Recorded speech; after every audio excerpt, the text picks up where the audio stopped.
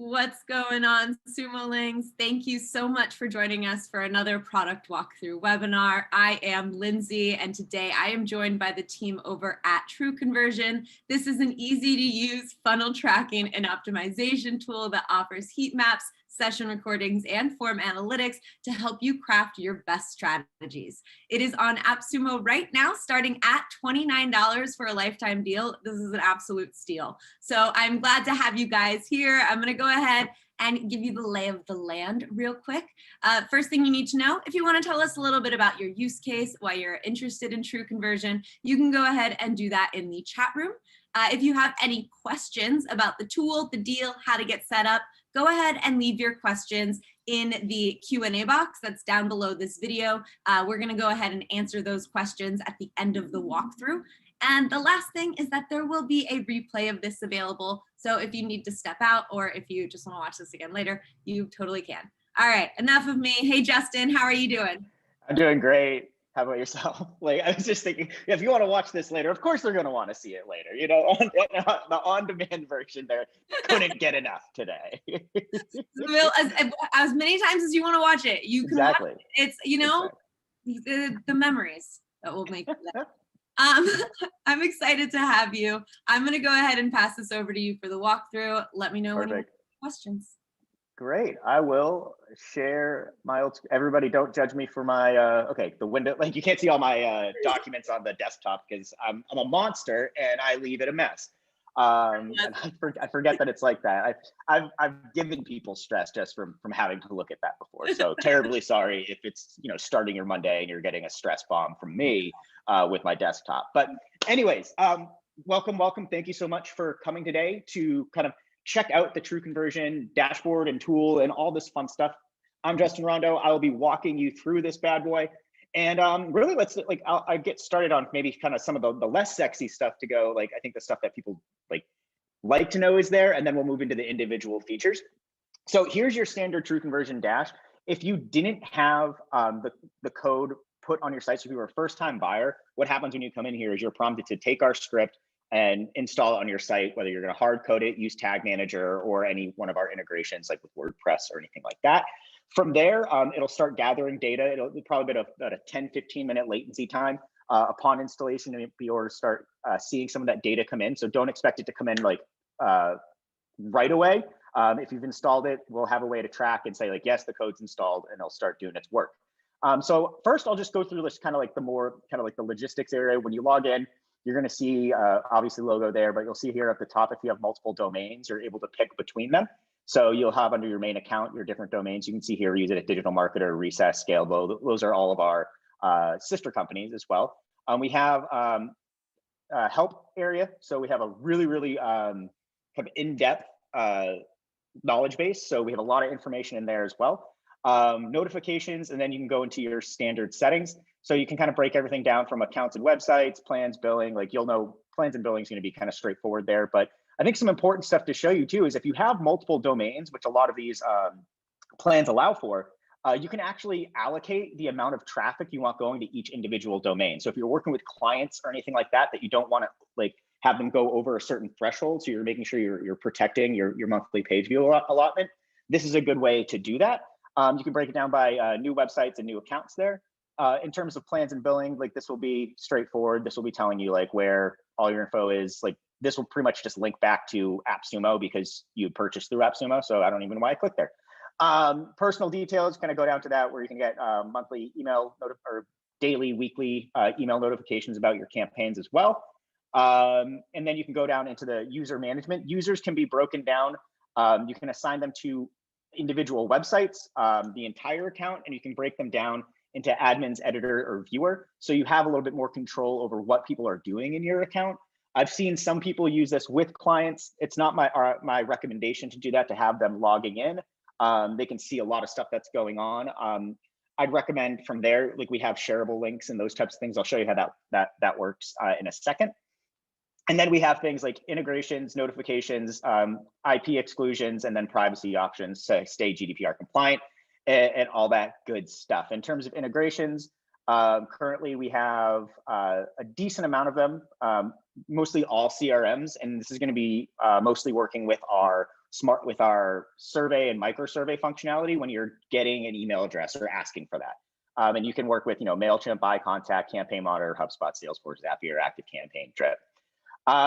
Cool. So let's get into like some of the cooler stuff, because that's really kind of the boring stuff, but a lot of the infrastructure that I think you don't see in a lot of applications kind of out of the get-go. It's normally kind of like you have a user and that's it. We broke down your sub navigation in a way that like is the order in which we believe you should be tracking things. You'll also notice we have smart funnels and funnels. Smart funnels is always meant to supersede and kind of take the place of funnels, but we wanted to kind of keep that functionality in for new and legacy users for now. Eventually that will go away, but not for Sumolings or anybody previously. But it's a less visual funnel tool that was kind of our initial way of tracking funnels before we came up with the concept for smart funnels. So let's go into smart funnels real quick. Let's go to a new funnel here. And really what it breaks down, you use a card functionality here. You can name it. So I can say AppSumo test. And then you start breaking everything down to say, okay, what's the page type? Is it a home page, landing page, product page, category page, sales page? So you can pick all those. And this will be important because we look at your page type and goal type, and we'll give you a recommended conversion rate. You can pick whatever you'd like for that recommended conversion rate, but we'll say, hey, generally, if you're looking at an order form page in a form submission, we'd expect to see about like 10, 20%, right? And that's a good way to give you a threshold.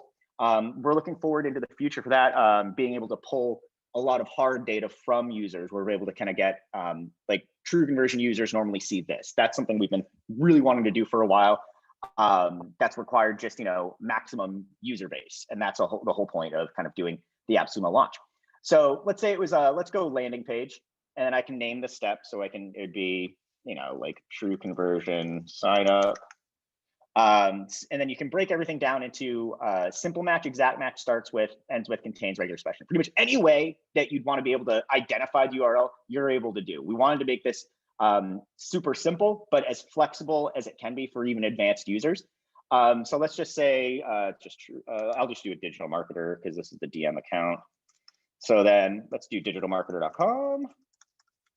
And then now we get into the goal side. So it's not just based off of like page views. Like you can have it be a standard funnel where it's like, if they saw this page, did they see this page next, et cetera, et cetera. But we also allow you to, oops, that is a typo. Yeah, there we go. Justin, it's Monday. Get ready to type. All right, and we'll allow you to track form submits, clicks on links, or clicks on elements. So then you'd be able to, if it's a click on a link, you'd say, where's the next page? And then that will actually factor into the next step.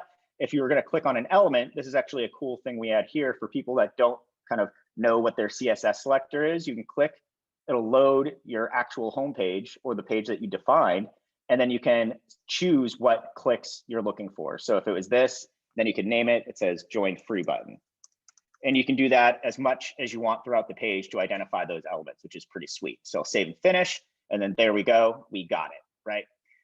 From there, we'll say, hey, goal conversion rate, we'll say, hey, you probably want to go around 10% for this one. You can set that, save, and you're done. So then you have your first step set. And then, so what happens after they click that link?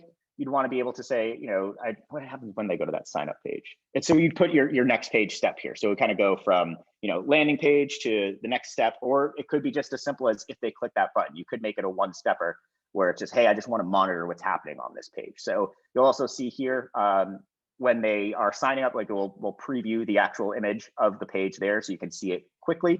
And some other kind of more advanced things that I like about this is you can track in the main dash the overall funnel conversion rate or the multiple step conversion rates. And then one thing I really, really like is being able to trigger heat maps, recordings, or heat maps and recordings when there's you don't reach a certain threshold for a particular conversion rate. And this is where I think we're different than a lot of the different products out there. We want our tools to be working together, because how many people have run a campaign and be like, oh, I really wish I turned that heat map on. Like, I know I did that all the time, which is why I added this functionality into here. The other thing is if you're not getting a heat map or recordings turned on at the time where the conversion rates are kind of either below threshold or at their worst, you're getting a different sample of people in there. So you want to know why things aren't working at that specific time. And that's what this allows you to do, which it makes me really, really excited about. So we get our tools working together. Similarly, for forms, if you didn't want to do a click by element and you wanted to say, hey, I want to track it by a form submit, what it'll do is then we can also fetch forms on the page. So that's using our form analytics tool to identify the form, then use that as the form conversion rate. So that's kind of the basics for smart funnels and why we generally start there, because we want you to be able to start tracking the campaigns that matter. And then as you are looking at performance, you want to be able to make decisions on like how much time do you need to be investing in spending time looking at heat maps, at session recordings, et cetera, et cetera. So I'll go briefly over our standard funnels tool. This one is, it's not the nicest thing to look at, but it works pretty well. Where it's all URL based here, URL based and JavaScript triggers. So you can use particular JavaScript triggers that you can add onto the site to add events, but you don't have that level of just simplicity that you have with smart funnels there. But we do allow for and/or comparisons for like for next steps if they hit this page or this page. So say for instance, we were at digitalmarketer.com and then we were running a split test after somebody filled that form out. We could do we have also is immediately followed by step 2 or is followed by step 2. So you can make it as tight or as loose as you want. Like, does it have to show up right away after, or does it have to show up at least at some point after? And then what you can add in here is, say you had a version A, let's just say contains, and let's just have version -A, enter name version -B. So now you're able to connect that split test into this funnel tracking here. And you can do that at the smart funnels level as well. When you're looking at the report, in the reporting side of things, you can actually filter by the different versions at that given time. So you can actually start seeing the breakdowns of different campaigns. That's one way to do it. You can also have 2 separate funnels that are just a standard linear funnel as well, but we give you a few options there. You can also set different types of parameters for how they're getting into this funnel. Like if they're coming from a different traffic source or a different campaign or anything like that. And just like the other one, we have triggering heat maps in recordings as well. So that's just kind of, table stakes for us. So let's get into heat maps. Heat maps are super easy to set up. I'll show you how to set it up and I'll show you a report. We broke it down to, you have preset areas of page use, 5,000, 10,000, 20,000, and you could set a custom page if you want. That was actually came from Sumo Links, who went through our application before, our beta testers, who were like, oh, I really wish we could define a custom page view now. And boom, we put it in here just before launch with AppSumo to make sure that that was something that you were able to do. Display options, super, super simple. And, keep it simple or go more advanced with regex or those things. If you're looking to look at groups of pages, you'd be using, regular expressions or anything like that to make sure that you're getting an overall template structure. So if you're using it for a product page that you're using across the site, you don't want to just do an individual product page because you might not have enough traffic. If you have enough traffic, great, but you could also have grouped pages there. And then again, more advanced options, you can hide elements from the heat map and those things. And then you can really get that thing going. So heat maps are simple to set up. It's where do I want to see this? Cool. And so let's take a look at Digital Marketer. Here's an example of one of our heat maps on the page for our new homepage. And it'll load the entire site. And then this is the reporting area here. Let me move this. And you can start seeing, where people are clicking the most. As you hover over, you can see what the number of clicks and the percentages. Obviously, heat maps aren't a novel thing. It's a visualization of clicks and behavior on the page. You can see we can break it down by clicks, movement, scroll, and then we have a detailed report as well that breaks down new versus returning, campaigns, refers, time to click, etc. You can also break it down by the different device types. So let's go back to a standard heat map real quick. So you can look at it different device types. So you have tablet and phone as well. You can compare your different heat maps, and you can also download the data and share. So this is a big one. If you have clients, you can just turn on the share URL and send that over to them, and they can just take a look at it, which is a nice little thing there. We also have more advanced filters here at the top, where you can start breaking it down by source, operating system, browser, campaign, or country. So say for campaign, if we wanted to, it'll redraw this based off of the filters you put there. So you're able to kind of really dive down into what individual behaviors are like on this. So that was probably a smaller sample size. And I'll tell you the number of samples that are there. Yeah, this is 1 click and 1 visitor. So I should have picked, the person coming from YouTube came here to learn more about lab. So you can get pretty granular with this as well. I've found that heat maps, you generally want to, heat maps will give you the average diagnosis of what's going on your website. And if you aren't seeing any odd behavior in terms of like, oh, they're not interacting with a button here, or they're not scrolling anywhere. Actually, this will be a fun little case study. Let's actually see on this new page where the breakdown is in terms of scroll. Let's do that. So the scroll map will tell you how far down they are actually scrolling on the page. Let me do this real quick. All right. Why is that not showing? Of course, with a demo, something happens. That's why you always stay on script. Let me refresh. All right. We'll hit that there scroll in a second. It was going up. Okay, there's clicks.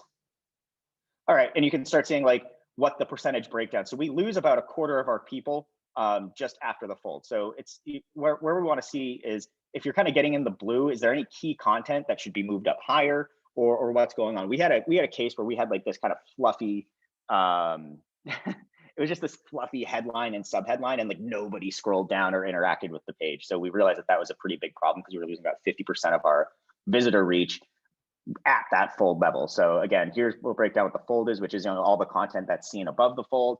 The fold is very much something that matters. I don't care what any sort of UX people say anymore. It does matter. It's just elastic depending on where it is. Cool. So that's there at the heat map side of things. Forms I find to be a really great underutilized tool. So let's say digital marketer home form. Let's go to digitalmarketer.com. And so what it'll do is you put the URL of the form you're trying to get to. It'll take a look at the page to see if there's any forms that they can identify. Oh, there's no forms found on that page. Let's try another. Where do we have one? Let's do that. New form. JSP. Add that. And so this is actually one of our order forms for one of the digital marketer products. Reasons why is that not happening?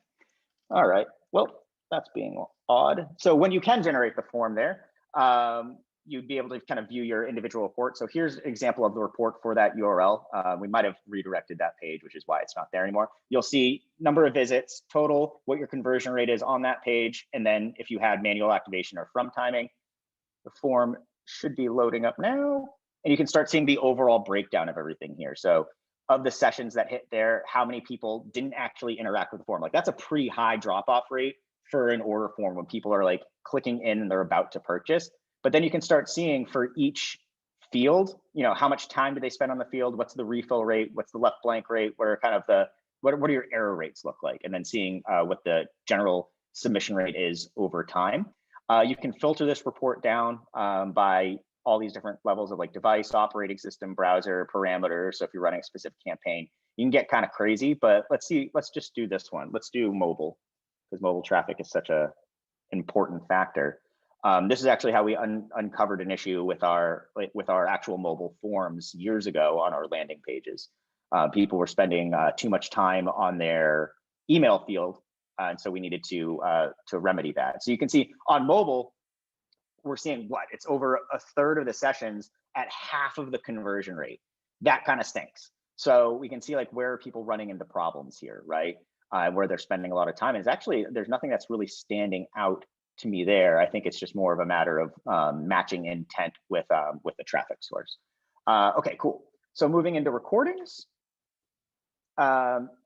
Recordings, again, when it comes to setup, very, very similar to heat maps. You can have your recording numbers, the custom recordings themselves, really flexible way to enter your page URLs and those types of things. Another cool thing here that we added that I don't think that most tools don't do, which I'm excited about, is we want to record specific events. So how this function is, if you have a recording going on digitalmarketer.com on your homepage, and you want it to be for a specific event, like people who click that button, what we'll be doing is we'll be recording those, but we'll only save the recordings for you to review that of people that have clicked that button. So you're able to get that information. So let's go to digitalmarketer.com.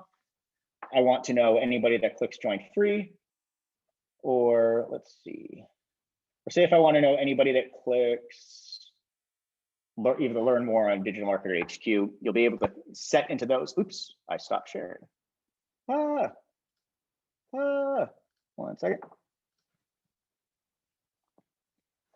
I meant to hit back to recording step. You'll be able to select those particular events and then record only the events that you only have the recordings of those particular events that are triggered, which makes it a lot easier to go through your actual recording data, because session recordings take a long time to go through. These are some of the last things I tell people to start digging into, because they require like all those man hours, right? So let's go into recordings and take a look at a few. Let's go napkin control. And then we can start looking at some of the individual ones here. You'll see the player at the top. It'll tell you kind of your information. This is on a mobile, on an Android 9, Chrome, and the date. It's loading it up right now. We have it set to skip pauses. Then you can also have like how much faster do you want it to run. So it's rendering the page. You can watch the person going through and scrolling through the page. We can move up to 4x. You can add specific tags. And then if there's something interesting you see in a particular recording, you can just create that share button as well and share it with a stakeholder or a member of your team, etc. So let's see. And while you're digging into recordings here, you can also filter your report where you can break it down by, hey, I only want to see a recording where they've saw multiple pages, and you can say is between 1 and, let's say, is between 2 and 15 or something like that. And then it'll filter out there. So only 39 of the people recordings that we had for this had multiple pages in there, which we could infer. These are people that at least clicked through and got to the cart, right? And then you could start setting up new things as well for, you know, you can break down filters too, as like, did they reach, you have an and/or statement, did they reach certain pages or anything like that? So that's really kind of the breakdown for recordings. That's kind of one of the most manual processes we have. And so these are all of our passive like analytics tools. We also have active analytics, which are the or active user feedback tools, which are things like microsurveys and surveys. And so I'll go into those real quick, and then we can kind of get to questions. And so surveys, you name them, you know, AppSumo, simple match, let's just do dm.com. And then we have a few ways for this survey to appear. Show it once to each user, only stop showing when they provide a response, continue showing even if they have responded. You can select what the devices that you want them on. Like desktop generally works well. That's kind of a good setup there. But you know, a lot of people are coming from mobile, but maybe you don't want them as focused on that on mobile since you have less time. We can have it set for instantaneous showing after they've been on the page for a particular amount of time, if they've scrolled halfway down the pages, and when they're about to abandon. And then we have all sorts of different questions you can use for the micro survey, including an opt-in form, which is where we have all of our integrations pushing to, so you can ask for their information, radio buttons, checkboxes, long text, dates, NPS, rating, and then just a standard success message. And then similar to, oops, let me go back one. I know I get this question a lot, and I'm sure I'm about to get it, because I bet you all saw powered by truconversion. You can go into customize the design, and you can remove the logo. So you can hide truconversion's logo. You can upload your own if you want it, and you can also change the position of where this bad boy's at. And then you can customize your themes or choose individual themes that we've already kind of have put in, or you could just map whatever colors and font sizes to, you know, match your own branding guidelines. So that's how that one works. Let's say the settings here. And then surveys work just about the same, where they're going to be a longer form survey. And what you're going to be triggering is an invitation to take the survey, right? So, and then it will break down and go to that individual survey itself. Again, you can customize it. This is in the same way here. All the same types of settings are available here on surveys. You can customize the survey itself, where I'll say, hey, thanks for being in your customer. Like we had some just standard text. You have your survey form itself, customizing what that looks like. That's hosted by us. And then also the invitation, which is obviously this is a pretty ugly looking thing. So you'll want to kind of spruce that up a little bit more. You can look at placements for it as well. And that's kind of how you trigger all those guys. And then let's see if I have any recent data in a survey here. Now those are all old, they won't be there. And then for any type of survey or micro survey, you'll get a standard overview, kind of like where the recipients are coming from. you'll get everything broken down by the questions and the answers. And then you can dig into a detailed report that'll have, I only have one data point in there, so it won't have anything worthwhile, but the detailed report will be everything, like will be all of the survey data that you can then export. So that's the product in a nutshell. I know I covered, there's a lot of stuff going on in there. We have, you know, varying types of tools that we use. But really for us in our philosophy, it's all about kind of getting that initial tracking in place and making it easy and accurate for you to track your performance, and then to give you the tools you need to help improve that, whether it's, hey, like our conversion rate's low, we need to take a look at some heat maps or these things, or you know what, I can't figure out why people aren't converting. Let me ask them a quick micro survey or a full survey, either on abandonment or even post-purchase, like what got you to purchase this thing, or sign up for this thing or anything like that, where you get more active feedback. And so that's really the, like from a hierarchy perspective, how we look at the product levels in terms of importance and in terms of kind of mass scale for you as a business owner and a person monitoring their campaigns. But all of these work hand in hand in order to make sure that you are able to easily, accurately track your data and then being able to actively do something about it. So that's the overall tool there. Wonderful. Thank you so much for walking us through that. Sumolings, it is time to do the Q&A. So if you have any questions that you want to drop in the Q&A box, now is your time. All right. So Peter asked a bit earlier, he said, at this point, does the smart funnel include branches? It does not. That's on our roadmap. That's the next thing we're actually working on. So we were planning to have, like, we were working through branching and how we can kind of have a way to have more advanced funnels, because at Digital Marketer, we needed to make it that way. And so for a while, we started doing work on that and all the initial kind of mock-ups, research, and how it was going to function. And then we were like, oh, we're doing this AppSumo deal now. So we needed to actually connect with their API, and we moved resources to get everything put there. But we're moving right back to working on branching, because I believe that to be one of the weakest parts of the Smart Funnel tool, because most people don't have standard linear funnels anymore. Cool, thank you. Dana says, I use write message. Does this interfere with it in any way, or is there some special setup I need to do if I'm using both? I'm not familiar with write message. It's spelled right as in correct. Okay. And I don't know anything about it either. Let's see. Okay, so it's a personalization and segmentation tool. Just on the outset, like taking a look at that, usually show perfect CTA. There shouldn't be any, because this will be probably a third-party script that gets thrown onto the site, generate more leads, segment your MLS, I think both of them will work. They'll work fine together. What will end up happening is if you're having something dynamically, if you're changing like your CTA and you're looking at a heat map, you'll note that it's going to load the live site. So say if you're not factored into one of the personalizations, you might not see that exact message there. I could see that being a little wonky for some people, but it's not going to negate kind of like the different data sets that are in there. You could also, it's just from a visual perspective, if this is updating it on the site, you might not have a perfect representation in the heat map side of things, but everything else is going to be the same. Like recordings, you'll have like whatever that individual session was. If you're looking at funnels, like the page URL is not changing. So you can work all that stuff down there. It's just you're not gonna have the best representation from the heat map side of things, because it is a variable like that. Cool. All right. Blue says, the concept and use case of funnels are totally new to me, and I get the necessity to use them, set them up properly, and track steps and engagement. Do you have in-depth tutorials to help me out? We have some. I wouldn't say they're not as in-depth as I'd like them to be. We have in the knowledge base different breakdowns of actually just the standard funnel tool. I do have an overall like demo in our knowledge base going through the platform, kind of similar to what I did right there. But if you're looking for, I guess conceptually, are you looking for how to set them up correctly and those things within the application, or are you looking more of like, is that or is it more of a question of how should I architect funnels? Sure. If I can get a follow-up now, because if it's how do I architect, just go to dm.com and just learn learn from there, and then just They map sent those me into the pet. info. Okay, yeah. So yeah, I'd say go through.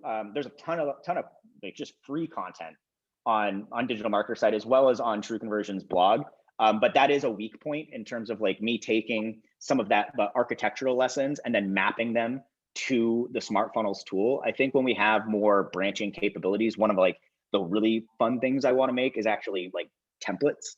And this isn't something that's on the roadmap yet. This is something that's still like percolating in my head. So like don't hold me to this one here. But once we have branching working, I could see a world where it's like, hey, this is like the standard upsell training. Oh shoot, why didn't I think of this? Oh, you can go to I have a webinar that I did. It was a 3-part mini series that's all about architecture, and it shows it in regards to Smart Funnels.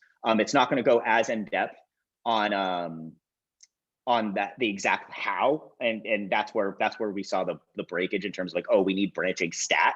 Because when you have that, then it's like a matter of just taking what I was calling our perfect fun, like, was it the perfect funnel blueprint, taking that and making it a template. So you don't have to think about it or even architect, where it's just like, boom, it's done, fill in what you need to do. That's where I really want to get the product to. So it's, again, advanced enough for even like the most kind of like advanced like funnel hacker and marketer to use, but also simple enough for anybody to get what they need out of it. So I'll find the delivery. I'm not going to make people like register for something. I'll find the delivery pages for that webinar, and we can share it with the audience. Okay. All right. What advantage do we have using your survey system versus the other ones we might already have? Is tracking on this slide-ins better? Can we only get tracking reports on yours? So in terms of our survey tool versus the others, I think really the big differentiator is how we trigger the starts of micro surveys or the surveys themselves. So it's more of a matter of like, hey, when somebody is interacting with a page in a certain way that you're deemed like, oh, I need to actually prompt them with a micro survey or survey, then that's the main differentiator. So it's based off of activity. So those are activity-based triggers. Is what differentiates from like a form stack or a type form or those things. But form stack and type form are better survey tools. Like I'm willing, because we're not trying to compete with them. They are phenomenal tools, and they do a lot more stuff than we do. What we're trying to do is get you active feedback when you most need it. So that's really the benefit of that there. Awesome, thank you. What data is transferred in a CRM integration? Right now, it's just first, last, and email right now. We haven't expanded those too much. We actually got some really cool questions about that on the deal page, which has been, I've been trying to think of other use cases of data points we could add. And we've been getting a few pieces of input there, but that's something that's been fairly weak. If I'm just going to be, I think I've been fairly candid as things are. We're a little weak there. You can get that data if you really need. We aren't pushing too much of the survey data into there, because that also requires kind of a concept of custom mapping and those types of things. And we just haven't had we hadn't had the use cases or just the volume of use for those tools to justify the work into that. But again, a lot of the reason why we're doing this entire promotion is to get people in here using this stuff so that we can then guide the rest of the roadmap there. Because I'll admit, I have such a bias towards passive user data. So things like, your quant data, your heat maps, your recordings, and those things, where passives defined as people are acting as they normally would. They don't know they're being monitored, right? They don't know that's like not in like a creepy way, but they just don't know they're being monitored, and so they're acting like they normally would. Whereas active user data is the type of data where they know that they're being monitored, or they know they're giving feedback, which actually can have implicit biases put in place. So that's why we've put so much time on the passive analytics suite, and probably less time than we should have on the insight side of things. But again, like as we start seeing more users coming in, which has been phenomenal so far, we'll be able to kind of really hash out that roadmap a little bit more in regards to those tools. Awesome, thank you. Yeah, some people are saying that makes sense. This is great information. All right, we've got just a few more questions here, Sumo-Ling. So if you want to drop any more, a couple more just started popping in. But great. If you have any more, throw them in the Q&A box. This next one, can you create a webhooks integration, please? Yeah, yes. Like that's come up so much like in the past like week. And yeah, yes, we will. Again, timeline, all notwithstanding. I know integrations are a big topic that have been coming up, and I know we're moving. Like I said, from a roadmap perspective, our next big focus and big launch is going to be on branching and really beefing up smart funnels. And then I imagine integrations are going to come next. Just because, yeah, I know Zapier is expensive. All that other stuff, but and I know webhooks could solve a lot of those issues. Yeah, they want to be able to connect any CRM of their choice. Yeah, I dig it. We hear you, Matthew. All right, Isaac says, if we need more than 15 domains, how can we access more? That one I don't have a solution for just yet. So we do handle page views. Like if you need additional page views on there, like you can purchase more in the application, and you're only prompted when you're getting close to like hitting your page view limit for that month. So we have that in place. We don't currently have that for domains, and I can't tell you why. I'm the one who said to do it, and I don't know why we did it that way. So that is definitely another one of those questions that's popped up where if we already do it for page views, we sure as hell should be doing it for domains. And so that's just a matter of getting functionality in place there. And kind of what price point looks like in those, I don't know yet, but I know now where, I mean, that question's probably come up like 20 or 30 times at this point, which is, it's a glaring kind of oversight, and one that will be remedied. Thank you. I'm sure that makes plenty of people happy. What is an easy funnel builder for someone who is new? An easy funnel builder. So if you're looking just to like honestly, there's so many easy, like ClickFunnels is good. They have some wonky stuff I think in their analytics and some things. It's good for people who are starting out. We go more. I just like everything on like DM, and actually really we're all based on WordPress for all of our sister companies, and really you just need something that can design a page that's intuitive and easy for the end user to be able to design, and then you just create the sequence. We've been using Elementor for everything, and it's been an easy way for us to create page templates, page themes, and all that fun stuff, and being able to then track things down the way. So if every example, every page on digitalmarketer.com, truconversion, scalable.co, recess.ai, all of our companies all use WordPress and Elementor for all of our pages. We don't even have a landing page builder anymore at that point. So we just use that, and we've used damn near all of them. Yeah. Sweet. All right. I don't know what this word is, but I use GERU to map funnels and simulate potential conversions. Do you have any plans to include these kind of features? No plans yet, and I'm familiar with that tool. That was some of the aesthetic I was thinking of for the addition of branching and smart funnels, where that could be kind of like your one-stop shop for that. That'll still need some work. Branching, I want to make sure I have functionality really tight and in place there for the different use cases. When you're looking at funnel mapping, that's a little different because you're like, I guess you could start pulling in the data points there if you were to do it that way, but I'd have to rethink a lot of stuff there. But I know, I think it's Guru or yeah, it's a solid funnel mapping tool. I'm not sure how many data points come into there because it's almost like you're building an org chart for your map, for your funnels, is kind of like what that is, how I've thought about that product. And we're more about not as much the brain of your funnel architecture, but we're the actual kind of like the performance engine for it.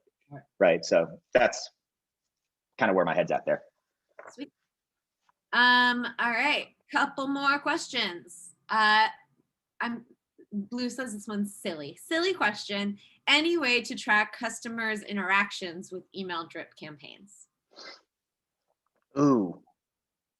The most we could have would be if we were seeing you can set like your heat maps and your recording. You can set recordings only show up if there's a particular parameter in the URL. So you can base everything off of URL parameters. So if you only want to see a heat map of people that were coming from one of your drip campaigns, whether it be like your either the total campaign itself and then being able to filter down to individual ones, or if you just only care about mail free, you can set that up where you'd say I want this page and it must have this parameter in it, and that'd be the only way in which you'll see that one. You can filter down too based off that. So say if it's like everybody who hits the home page we want to be seeing, now let's filter down based off of this parameter in there. That's all possible as well. Alrighty. For recordings, can we choose to record when specific events do not take place?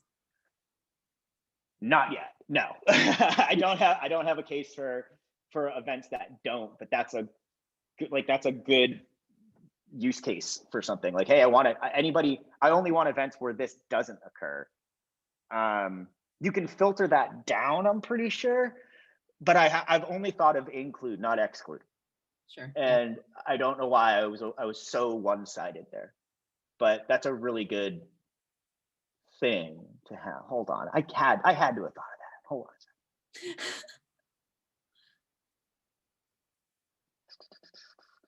Choose to record an event. Yeah, it's only going to be include. Okay, yeah. So no, we don't. Cool. But I want that now. But I want it. I know, now I want it. Matthew wants to know if you can please work with Web Trends Optimize in the same way you do with Optimizely. Ooh, I'll make a note. Just add it to the list. Yeah, just keep adding them. This list is getting big. Both of those are AppSumo tools, if I'm remembering correctly. I don't know about Optimizely, but Web Trends Optimizes for sure. All right, we have just one more question here yet again. Perfect. So Sumolings, if you got any more, go ahead and drop them. Now is your time. Gary says, do we lose credits monthly or do they accumulate month to month? So the additional page view credits. So what you end up doing with those is, so like as it stands, like whatever your plan is for your allotted page views, like you have them for that month. But if you have to buy additional page views, those are like, they don't expire. They're added. So say if you were like, I need to add 500,000, but you're not going to go through 500,000 that next month, you won't lose those. Those will only go as they're being used. Awesome. So yeah, so there's no expiry on those. Sweet. And that's it. That's all we got. So I'm gonna cool. Awesome. Thank you so much for a fantastic walkthrough, for answering all of our questions. This has been a great webinar. And Sumolings, if you have not already, you can go to appsumo.com/truconversion to redeem your codes. Again, this is starting Again, this is starting at $29 for a lifetime deal. Of course, it is backed by AppSumo's 60-day guarantee. So you can go ahead, get set up, play around with it, and see how it works for you. Once you've done that, you can join all of the other reviewers that have been going crazy about this deal on the deal page. Before this, Justin was definitely raving about all of the great reviews that they've been getting. Oh my gosh, yes. That's how much he loves Sumolings and this community, and yeah, all the nice things you've been saying. So keep it up, guys. And if you have any more questions, you can leave those on the deal page as well. Thank you so much, Justin. This has been a blast. Great. Thanks. It's fun being here. Have a good one. Thanks, you too.